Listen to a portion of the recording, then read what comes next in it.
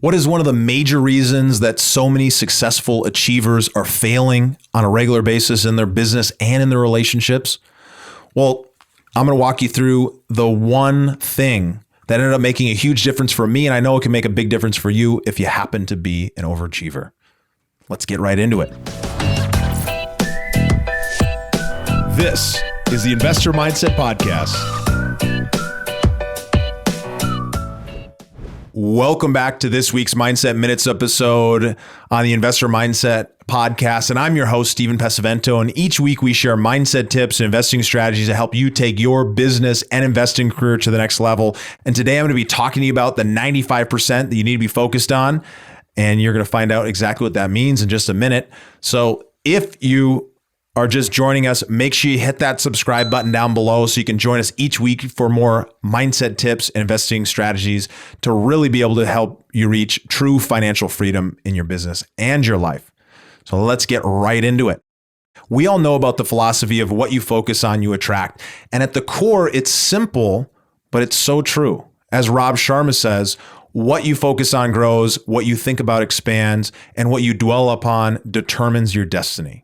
So what does Robin mean in his quote? Well, at the core of what he's saying here is that we are all dealing with different challenges, different opportunities, different things within our life every single day. But depending on what we put our focus on and where we're putting our attention to is going to determine how we are going to end up showing up in our life and therefore what our life is going to be. And therefore, as Robin says, what our destiny is going to be. And so why does this matter and why is this important? Because as business owners and investors, it is absolutely critical that we get ourselves in the right mind state and the right mindset on a consistent, regular basis. And when we're focused on the things that are so easy for us to focus on, the things that we've built habits focusing in on that are not supporting us, that are not bringing us in the right direction, they may have been the exact things we needed to get us to where we are right now, but they're not the types of things that are going to push us to that next level. So what does that mean? Well, me as a leader, I have often been that person who is committed to growth, who's committed to growing and learning and asking myself a very powerful question. How can I make this better? How can I improve this? How can this grow? How can this end up becoming something so much better than what it is right now? And what's amazing about this question is what it drives creativity and an opportunity to grow and to learn new things. And what it also is driving is potentially focusing on what? It's focusing on what isn't so great about what's happening in this moment right now. And so as business owners and entrepreneurs, we want to be setting aside some time to make sure that we can focus on that delta, that opportunity, that negative, that judgment, whatever that might be for you. We want to be setting aside time so that we can focus on this, so we can make changes happen in our business and understand what needs to go and what needs to stay. But when we can make a little bit of a shift, we can actually end up coming from a place of acceptance and appreciation and gratitude, as silly as it might sound for a business perspective. That's going to end up pushing us forward into doing really great, incredible things within our business.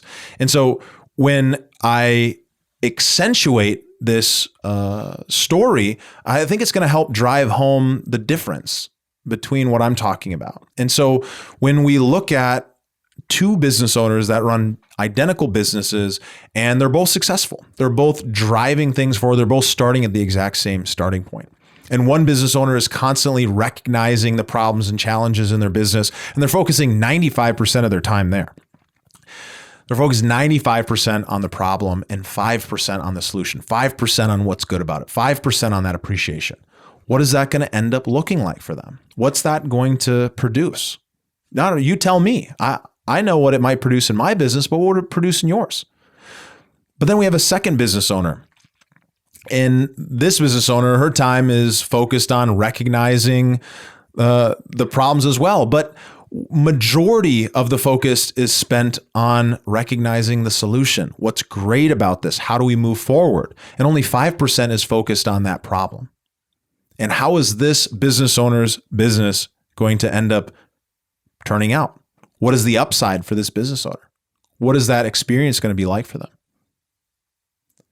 As you answer this question for yourself, I think you can start to see from this very polar opposite example that when we can focus 95% of our focus on the solution, we can bring ourselves from this place of always looking to make something better to appreciating what is already amazing about what is.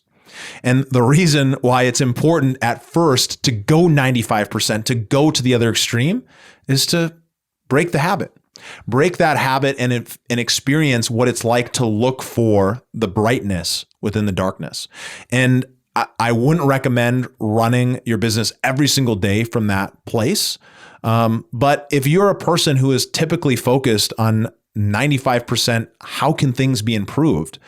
Instead of focusing 95% about what is already amazing about this, then it's a perfect exercise for you to make that shift and start focusing 95% on the solution. Because what it's going to end up bringing for you is going to bring you into an energized state, a state of appreciation, of gratitude, a state of being able to flow through the challenges that are coming at us every single day. And what does that do for you? What it's most likely going to do for you, because it's what it's done for me. And I'm sharing all of this not as somebody who is sitting up on a mountaintop looking down and saying, this is how it's got to be done and I'm perfect. As a person who's practicing this every single day, just maybe a few steps ahead of some of you and maybe a few steps behind some others. But at the core, what it ended up doing for me and what I think it'll do for you is it will start to give you a little bit of perspective. And that perspective will end up leading to change, and that change will end up leading to some balance. And that balance, what I'm hoping that balance comes is still way focused more on the solution than the opportunity to improve, because what that is going to do is it's going to end up again, driving you forward with a lot more energy, a lot more appreciation, frankly, a lot more happiness. And at the end of the day, why do we get into business? We get into business because we want to make money. We want to be able to have experience. We want to have power. We want to have significance. We want to make an impact. We want to make a contribution. All of these things that we're going after, at the core, below the surface of all these things, we want to feel good. We want to feel happy. We want to feel connected. We want to feel loved. And we want to feel like we're making a difference. And one of the amazing things is that just by shifting this, if you happen to be one of those overachievers like me, if you happen to be one of those people who are always looking to improve things, this little shift might make a big difference for you. So let me know down below. I'm curious, how has becoming more introspective or more emotionally connected made an impact in your life and even in your business? Let me know down below, or shoot me a message on your favorite social media app, DM me and let me know. I'm curious because I know that it's made a big impact on me, but I'd love to know specifically what that impact is for you. So I share all of this with you as a peer who's on the journey, right? I'm walking alongside you.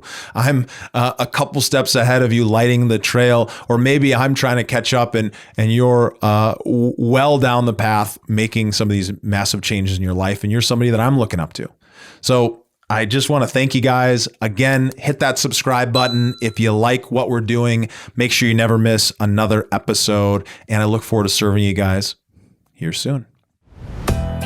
Thank you for listening to the Investor Mindset Podcast. If you like what you heard, make sure to rate, review, subscribe, and share it with a friend.